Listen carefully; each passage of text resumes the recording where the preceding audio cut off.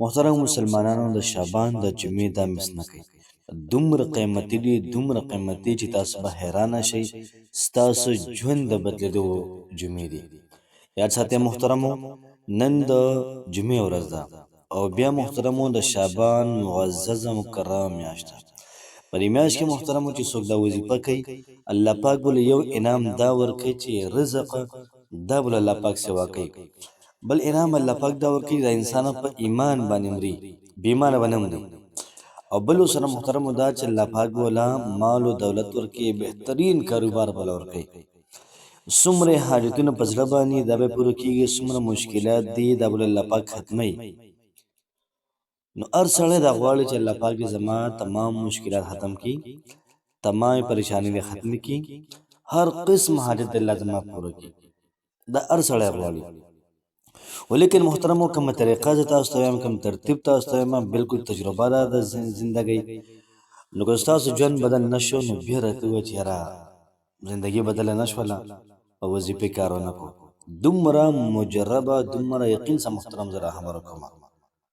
بسم الله الرحمن الرحیم شروع کوم د ډیر زیات بخونکي او د ډیر زیات مهربان رب په نوم باندې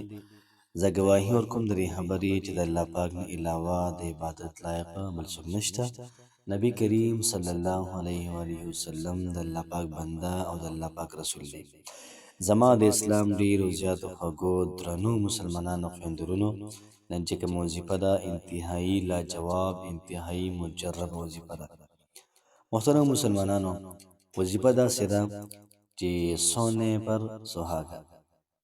لکه څنګه چې سره زر د هغې باندې د سرو زرو له سرو زرو اوبه ورکړي نوره مو څه مضبوطېږي د جمعې ورځ هم ده او بیا محترمو میاشت شعبان ده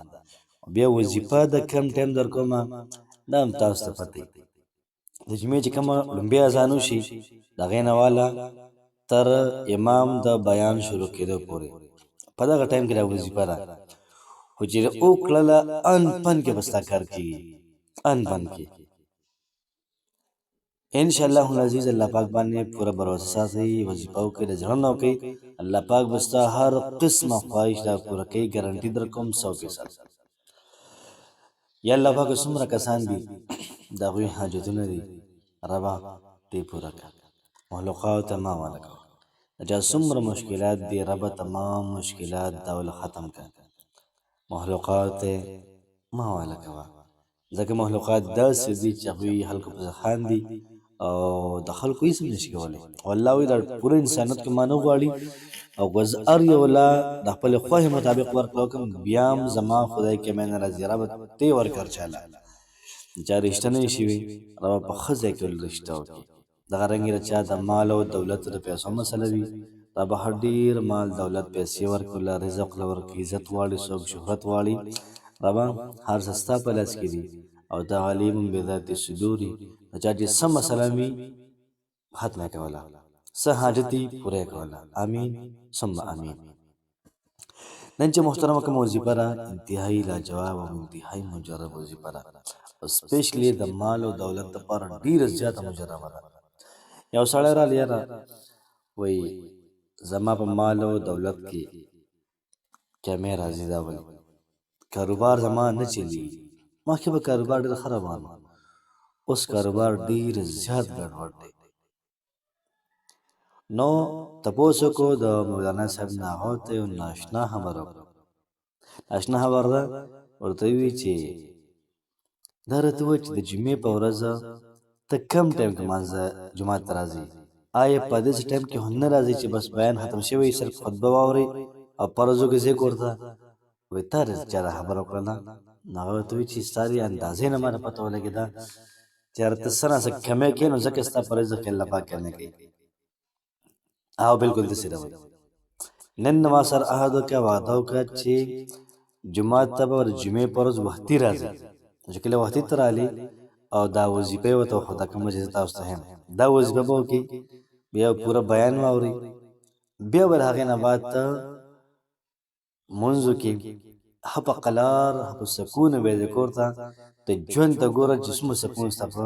زندګۍ کې راځي او زنانه به دغه ټایم کې په کور کې کوي کوم ټایم کې چې اذان وشي د به سکون ته ګوره، اطمینان ته ګوره، خوشحالو ته ګوره چې څومره سیوا کېږي. بیا محترم هفته کې اووه ورځې تقریبا برې اووه ورځ کې 2 ګنټې الله له ورکوي که نه 2 ګنټې الله له ورکړي. کوم سړی جومات ته راشي تادي کې الله پاک دې 2 سيزونه لیا یو سیز ته علي رزق پر انسان ډېر خفه کېږي او بل ته ایمان علي پر انسان ډېر زیات خفه کېږي چې لکه بې ایمانه دی یار. کوشش وکړه چې جومات ته راشي د جمعې په ورځ او هسې ورځ باندې راشئ نو مونځ مو کوئ لږ کښېنئ خپل رب سره تعلق اساس کړئ او سپیشل د جمعې په ورځ باندې سبق کوئ. جمعې په ورځ باندې تاسو رالی لومبې اذان شو په یو شپېرې درود شریف وي او د هغې نه بعد به ته باید دا درود شریف وي جزا الله عنا محمد ما هو اهله دا به ته 313 پیرې او بیا به دې نه بعد ته یو شپېرې درود شریف وي او د امام د راتلو نه مخکې به دعا وکړې او چې څه دعا دې وکړله دا به انشاءالله قبلېږي अब انشاءالله قبلېږي انشاءالله قبلېږي به ټرای وکړه دا جمعه بله چې څومره تا کې تړپ سیوا او څومره ستا توجه سیوا او دومره ستا وظیفه دا به زرکار کوي. الله پاک مو خوشحال آباد ساته. السلام علیکم ورحمة الله.